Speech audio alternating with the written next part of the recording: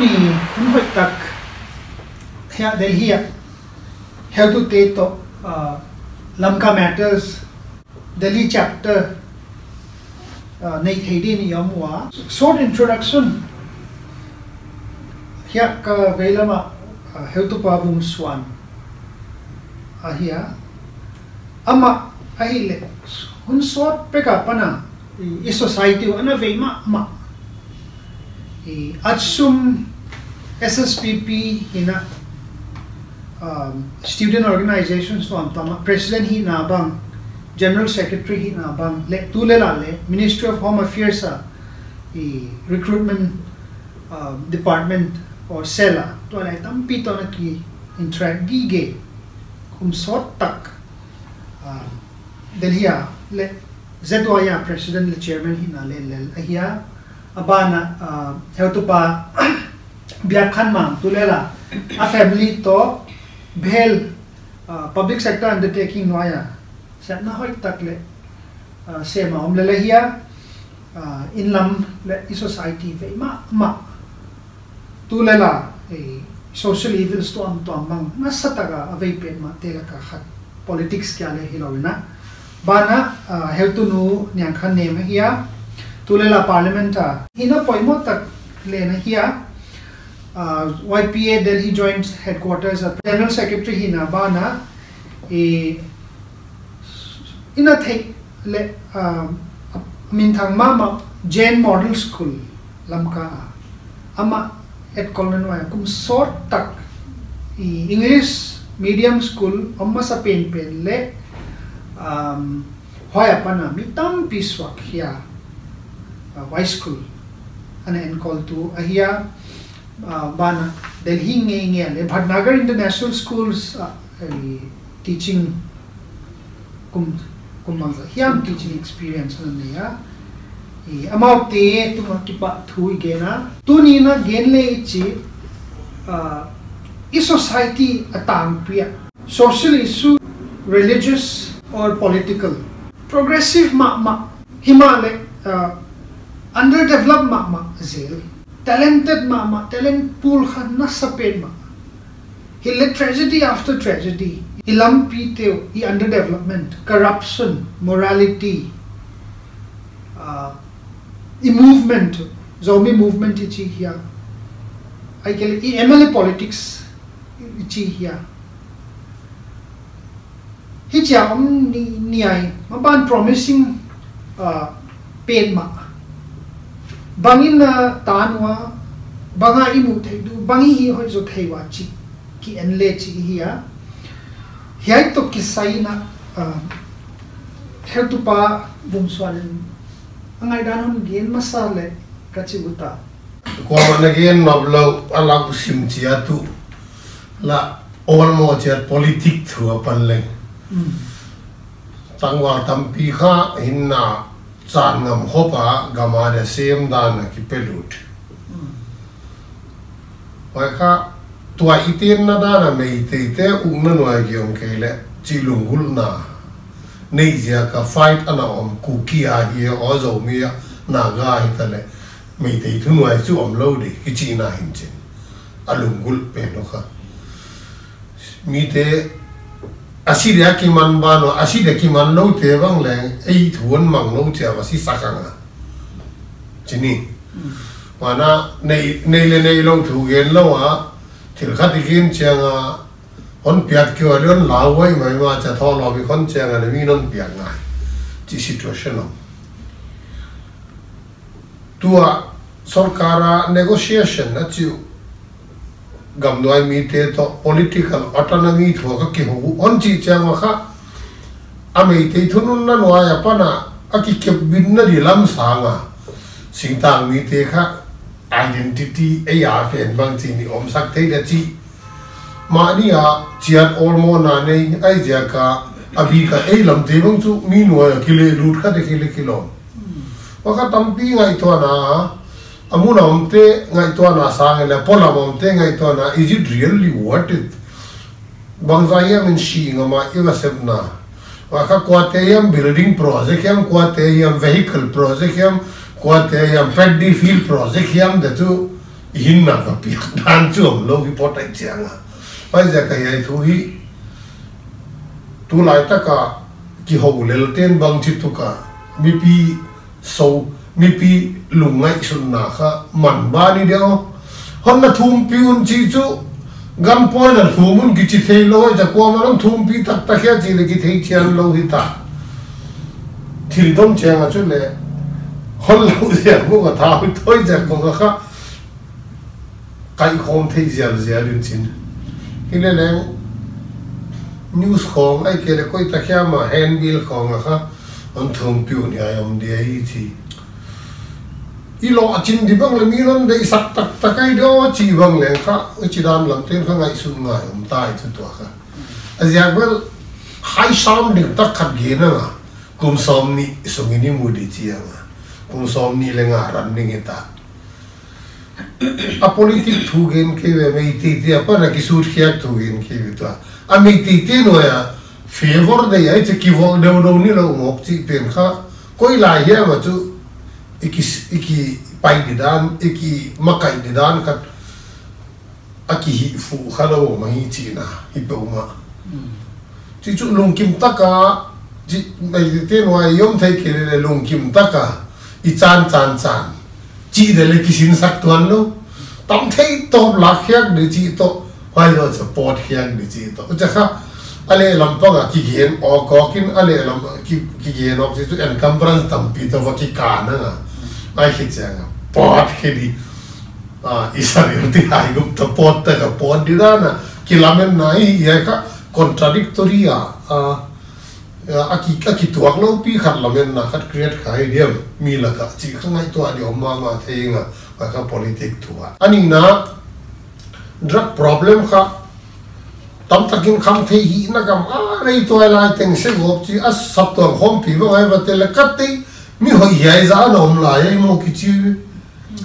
kham thei hi lam ka kho la yai mu te jin jin chu tom chi ka nahi new bazar la ka mi dor khong sok thei pe chu tom chi ka nahi dan nahi to lai ka fel tam pi kha sap tom khom pi bong ta na pu mo sap tom tam pi khom pe chu te la khal ke te la khang na sun te ba la me thua ye we why is that to a drug problem on a positive aspect in ani na hi chidan drug problem nei ma sagam ki hi tu ta na leng bang zayam sita bang zayam nam lai why is that ka to lam ka rehabilitation program nei te kha mi business dei thron of le chu kham thei hi teng in kha asuma nei de le rehab center kha ta te wa khum zung asum piak chi chu ale lampang kha expectation kha ta kha chu na bo rai di wei chi om ale lampang wa na bo rai di penin kha abo rai no bza ka ana lai diam ai kele job orientation chi khat ana hi te mai ai chi kha kha ngai to ngai ma i social organization tin kha kwate porin kwate thua manga kwate election nei ga chi kho wai ai issue ai wai sa kha ai drug problem te handle thei di na i organization te kha counselor bang tampi thon khele pai zo cha na yai lama facilitation chi khat gamilei zo lo to pale kwayam khat gamlian nei khatina ama ga mon khel sak te dan ni le agamom level construction bel sarkar su bel construction hi thei ya chi khong mo ai te ge ko kha issue tu lai ta ke lung se ma om de wen pai za ka ingai to khak chang ala to loi pi bang buai pi khol ke tu hi thian leng na tu thei chu hi le kilom se mi bo almost I chi bang kham vel volai chi kha to da lom pot ei ve con interject zual dia oi hoi cho mang ke kong pai thak da mo I lo jing I politics non pan pa ki pa wai ma I lo jing diam I realistic ku hian chi kha non highlight chewa hoi kha I unemin bang achimu doi politics adam le isu tam le gen tham dwa I realistic now here banga I lo ching duam at sanga dia I politics I movement to Myanmar Bangladesh India boundary kha international boundary redraw di ji Hongkesuk in to ha banga autonomous tribal state ATS chi bang ai kile six schedule chi bang honging hita realistic hi now here ilo ching don realistic dana dia na chu a realistic low ai ze ka ki khai mai chen mo realistic hi le chu wo ya pata tu ni tana hi tan ki tung ta chi om de chu hi le ki pat tu nga pat tu ni tan na politically koi tan ni tung wa koi ma tan ki tung loi vai to nang non gen ma banga hi atunga international level a mo ki pa we chu wai kita a state tu banga chu hin chen whereas wai aniam pe na pata ki pana all la ikhan gi lai kha lian pi ngai to in zoom sup te in to chaki om mo ko za ka realistic low lua anaki hi hin te chỉ biển mấy chân quay chơi rồi là cái khác is serious cái lo wa mo I don't think we have politics cái gì cái này lo ấy về băng mặt cái này lo in cả một cái một đàn này politics mà strategy băng mặt plan om lo băng mặt strategy om lo hi để cha akip pa hoy tất cả quạt om lo à cả một đàn này mo tu băng à le băng mặt cái helom cái hilele hoy a basics ABC is ilma sadia why take that word yon hi dia why just sentence yon hi dia cha sama ka ya mo hok tu chang chang why la maung kile pai no na ya dia achievable thei dek ta hi di o ka ching na tan chu khat ve om game lai de mo i electoral politics bang le en le okay MLA iti ya representative ideyo bang ziakin nera uson gen ke kam khat hon pek thei de ziak ya ai lo le lang ba ban nga hon pe thei de ziak ya I goal teu kha adik dik zo lo wai tu ni mal centric lo tel mo I goal teu kha ma a society yam iminam iti yam igam iti yam hi khalo moi nga mo election changa hiai bakhat leng sang khaton pedi chida deu tan ko nga I hong pai changa ka I paiwa a hi di chi kai chu I payu le kai ma chite ke za chu ki om nei lo lo mo u chi ni paiwa ya chi hwai da ni ken ka mu da hiai a kha o mangin ha ba mo pina ni him na ma I social issue na ve yuat kathia etsa dia the Chin Hills na ga tupan kha hiai Chin to azo mi chi te kha mi chi tak lo hi cha na ga le cha kum za khat historical record hong ta mo Lanka matters dog masa kho kan na et na wa Dr. Ruati na ama thesis na reproduce hiai Chin army camp ten kha sa avale se ko hi cha ma sa avale cha wa kha aktui hong bang le aktui sia kha anazwak zelu hoi sia kha azwak theina do kha 1 million chin aktui min lo to ko kho pa a British te le thei ta hi cha wa kha tu ya dia cha ma kha asia a 1 min sa teu kha kilam lo in asya pi kha aselo dana le kha zelo chi da le cha ho ja ka hiai mi te kha mi che tak lo amau ki hem mi hi chi bang na ge hu cha to I politics wa realistic lo policy nei lo hi chi kha hwaya kum za khat lam pai ta to bang ki zon na nei diam or dina une minon chi ma bang kam khat ai kile lang va ban khat khong kamu kha le chia MLA politics lel sai wa ka izon wa ja ai zo diam chi ba yai kha I chi tak lo na I guya na oma hi ya ai kile izon wa ja ka chi tak zo lo I zo diam policy nei lo I zo diam chi dan de wa ki to ki kala isa khwa in le bang role play pha de chi dan de bang chan in namun him ina kisapna khachi ne hi atunga pan kha yeilama ina tunga British te na on the record da no le chin chia ona theyu ahia nam laka mi to chik in thil hoi lo a hi chiang wale wai pin kha kilang khe pai chiang a wai zia ka chin pin a hoi lo hi lo din hoya an om khati hoi lo hi zo di wo che kha ei loi kha mi chi tak ki hen chen atang pia kha ina tin dan ziak banga kha chi tak lo mo me na di zong a hong ki swak thei hil kilom aziak kha tua barmagama una wong te bang kha a government kha a hoi lo na sot loin mo wai zia kha alung sim put da no bang le tang zo lo a ana koi amao ziak le tuan khol lo mai the chu mo wai zia ka ipui pa kha mi chi tak hianga in bang le khak chianga kha ni dang la ya cha sing kho kho do mai mo yo mo chi tu ka kha ki chi tak hin chin tua hi a negative remark ki chi yan pen chu okay waya mi tam lo te hi din ka ging ta isolated case generalized pa kholo tua i politics paidan pin kha ya international border bangin honna hian khai chianga kha hak sahim him khatom a helama manipur lamai chi chianga la i hat zo na dia kha banga ki mature zo lo ya banga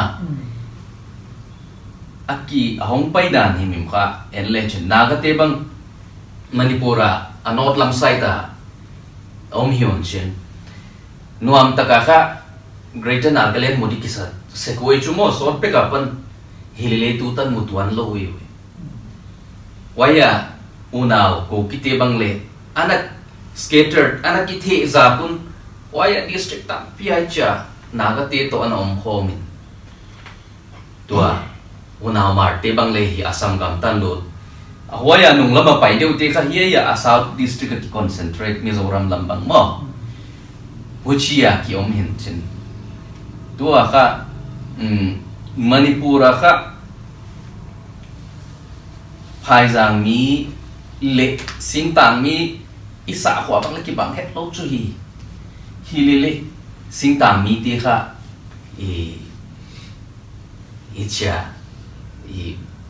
i buaina pin kha neu chik kai chang po thiam min chen mo wai pin kha thil hak sapi hin chen hak sapi chile he chia và an hình long khom bang hin chen wai je ka ma pa na hun paisa chu ki tu alo na hi lele hunong tung dia kha peace kilem na ki i na kha tam su sem gen di Christian in ki hi sing ta mi ti wai je ka hun paisa bang en leo chin naga le ona ko ki te ong kwai de ai le wa security asol lo ja Manipur government ne ga le te we wai bang a una te la ka boy na hong tung wai lam ga le tu chu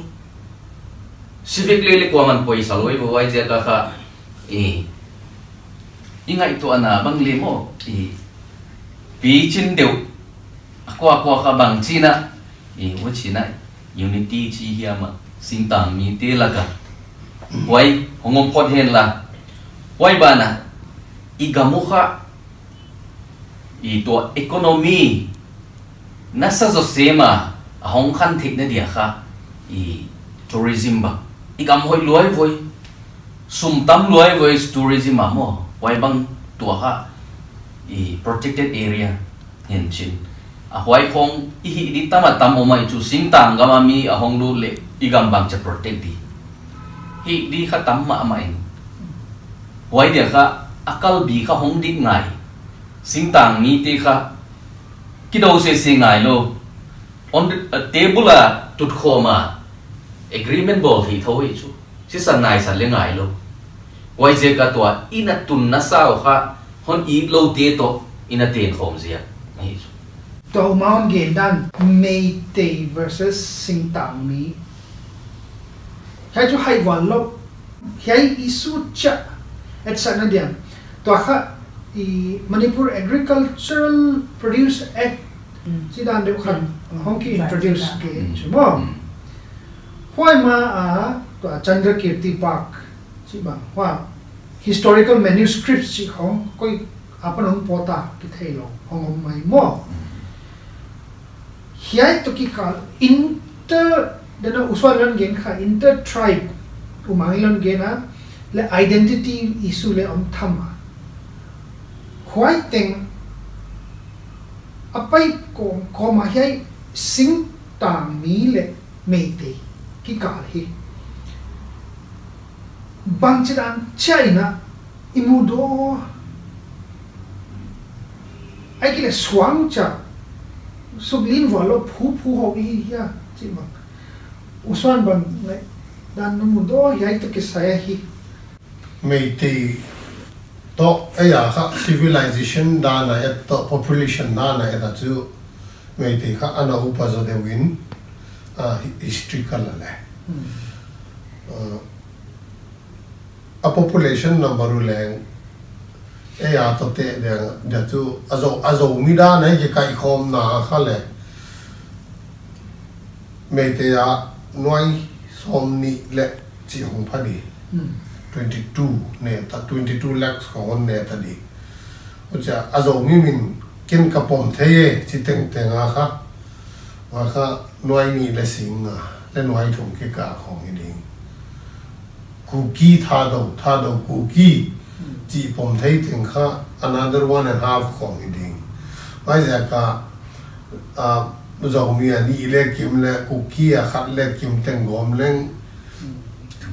li wai lo chamar kha atak taka Manipur singa le ngel lo di khat ki mai the again changa chu Barak Valley chi khongen si khongen chin noi tampi khongen do kun chen ire leng la Manipur ge ya de chu singa chinu le chi khong hongi mai di hin chin ai ja aham phan nau kha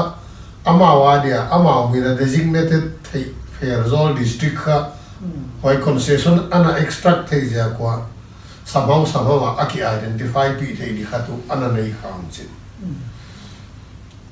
Kangpok pi je kuki ya da ana identify thei di nei kham chin why ja ka to hondro da no amin da na ndc taleng na ga min poteng to uchi tale chu Churachandpur district in kha Meitei leng pa min ana po khain chin why so to political talk ai che kha Manipur sarkar te ya sarkar lamin kha no kuki le zomi na ki unified ki le I thei le di chin aki unified de cha kwa min za de chi boy chin aki confabulate aki kupule kuki oblique zo chi atu zomi le lo chi da lo ngi why am dan chu a intention chu Churachandpur district pen chu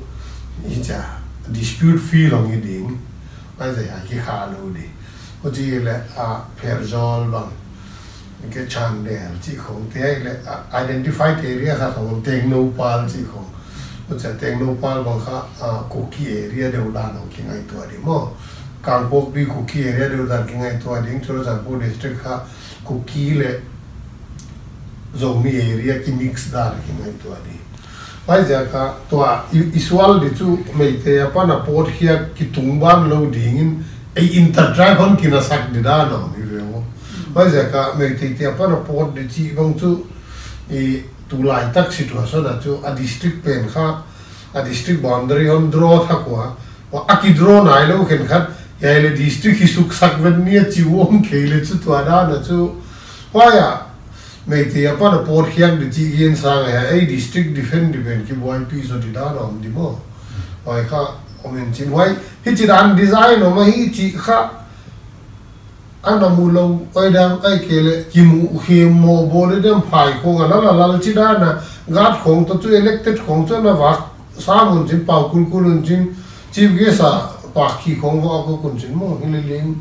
chợ ai đang thua ôm về cái sáng ngày với chi lâu nghe luôn ông bay chiang à anh đâu cần cái tu mấy cái chi bóng đàn đều thế mà chả hay luôn vậy chỉ mò kêu vậy lên chính là bằng ai nó vậy chỉ là cái gì luôn chẳng gạt không tôi em motor nào sim không tôi vác chẳng khác hoài khác I have come chỉ đàn được cầm tung tay upi pa chỉ đàn được sim khác hoài tâm liệu lạc cả hai chẳng bằng nào bây giờ thế là mấy chơi lòng gió cái gì bây giờ khuôn bên thấy đi dòng thế chả nuôi nào phải là cái pa pi đi đàn ta là cái pi đàn khác mà vậy làm liên hỏi đi ít chỉ nung cũng xong từng chính ta và lúc xem mà thở tải thìเลยอีกอย่างที่จะได้solution ra tâm tâm Arunachal không à ai kêu là Meghalaya còn làm liên mà phải bút tiêu chỉ lo mà có mà solution là pass gì gì còn lo vào ball luôn chính ball đi mấy và các anh nhét tê đi chỉ không là sum tê đi chỉ không là còn lo các run theo mà vậy đó là localization boy sa coi rất tốt localization boy sa continue jaga tu achu ame te pan port di si won chu ti yen dei di da na lo den che ma lam ka kha i tha in kino ya thua tu kino di hi pe ma ma to de na pa be khan mang yen na do ka na ki ho de le do ka na ho pi ma ki ho ngai di ki kai tun ngai di tha kino di ai dan ana la wo dem ke no te bang in chu gal do din ki sound chia ami pite la ko thau le yun na chi na ka kum ni ching non tai mo wa kha ki do nga di da na ana se sport bang le hi chu wa kha a local issue khau che dan ana om mo in chin wa a local issue a yon tat tu chang wa kha a buai ta tak de kha ai i a brain nei zo de alam ka ge ma kha amun dang te sa brain nei zo de on ko noi ma main kha isi khop tek de kha chon ba ku tu non pe mai vậy cả inamu hắc chia ngà thil ông tuân hin ông chia ngà khác như vậy tôi bằng là identity à khác vậy thì cái chỉ xiang với thì là chú xiang như vậy oblique không ai ông chia ngà khác oblique coi biển tập tác hi rồi em chỉ không ông đi Meghalaya state ball chia ngà khasi oblique garo oblique zen tia che ki hi lo in zen khap pe phuak so kon zen Meghalaya như vậy vậy đó là to Manipur à talks hilal amatia ombang leng idiman chenga akuki oblique zoda nai pai le chu wa a oblique ma main kha on kina sak le dingin tu la ta ka chu amin ni nei khire le sunga teng te ei nak na chi phota outer Manipur constituency che MP khan na te se hianga a outer Manipur hi pe phon leng amin ni le mo wa hi le tol dam zo lai di lo yam chi khong lai to ke we a territory port di thu mong chu ki yin ban di da no lo we to da na chu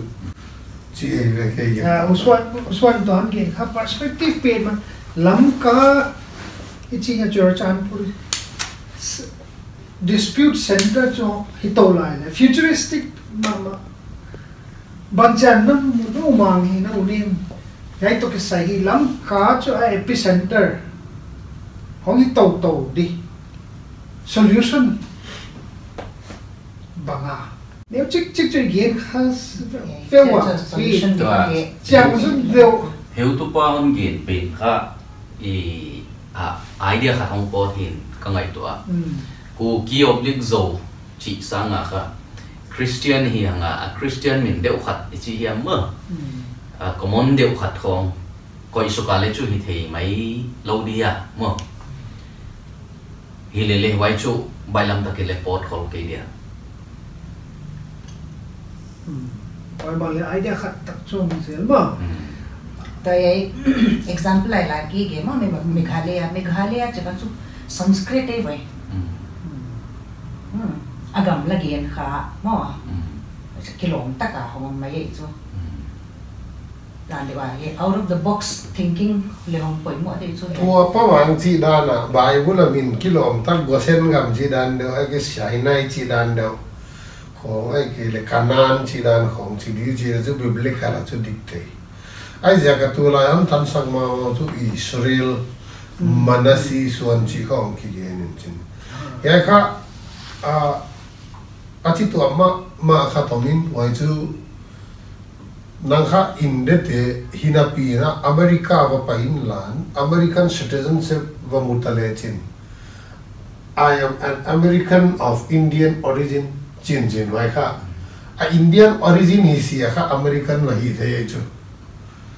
ฮิเลเลียงเอ็นะมันน่าเสียส่วนเตอีเวกิจิเจ้าค่ะ Israeli origin ของฮิตา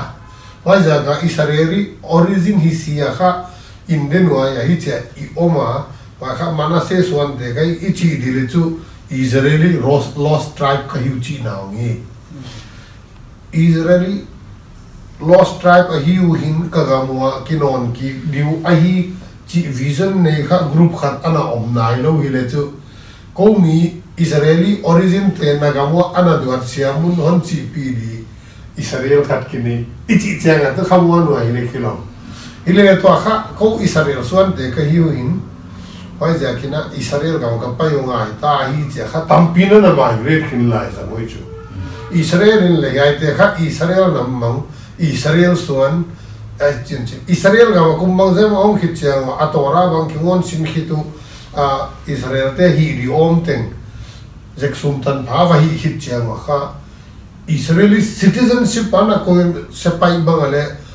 conscription ai jak ma le tu hi dia sepai bang ale ba the training ve ko e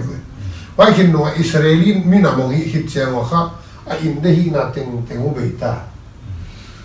why ka eira na kinga to achanga kha sensible ma mai le kilo ma ba nei nei vere chi to kha i et dichu iki ho pi ten kha Israeli origin kai chilo chu Delhi avai ten kha why jaga ya kha e kha security threat so ki why la no ma Israeli origin people residing in India, many of them migrating to Israel, never admitting that they were Indians. They say they are of Israeli origin, become Israeli citizens. I hope Jagaha to it how to it then Pina Koka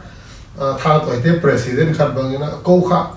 Israeli origin Kai Ati Sekpin Ha Elaka propaganda purpose that to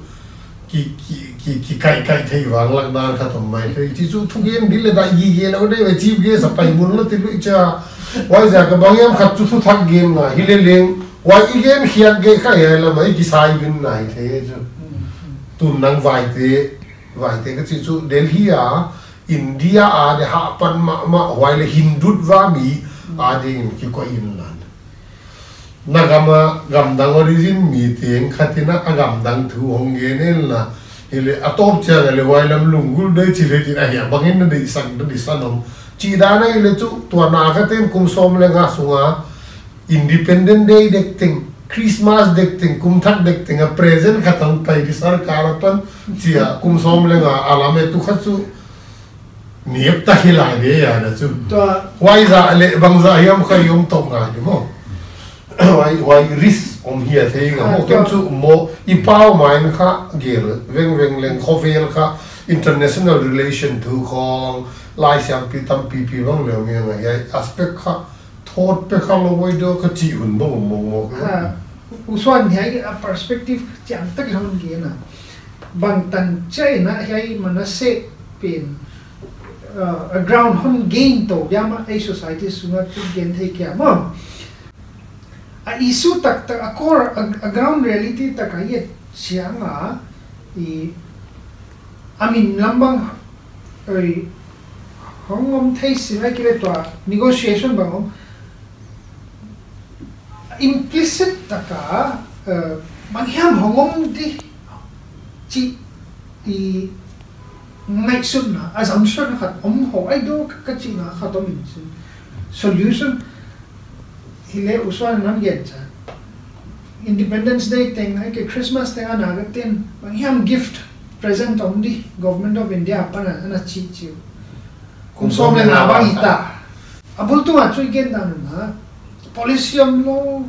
wayom lo chi wa mangyam improvement khat ho ai ya I movement to kisai kum som lenga paita to tu bang ani tale mangyam kinap diom imu ya gen cha samai thai wa ye minimum border territorial council chỉ đạt là BTC thì dan được minimum vậy từ mù đi xa thì phiền đó là on hiệnပေါ်bằng mà bằng à vậy improve để yêu chi ai giờ BTC thì là chỉ tuần lùng kim huy đẹp lâu tuần mù tan lên lùng kim đẹp lâu state hun nghiền khỏi lùng kim nón cái số nghiền một đúng không Delhi mun ma om nei chawa parliament bang minister of home affairs bang om nei cha bang hiam khat mi nau tang thei sanga thei zo nu nei do chi ut chu ka hiya ma kinep di om hiam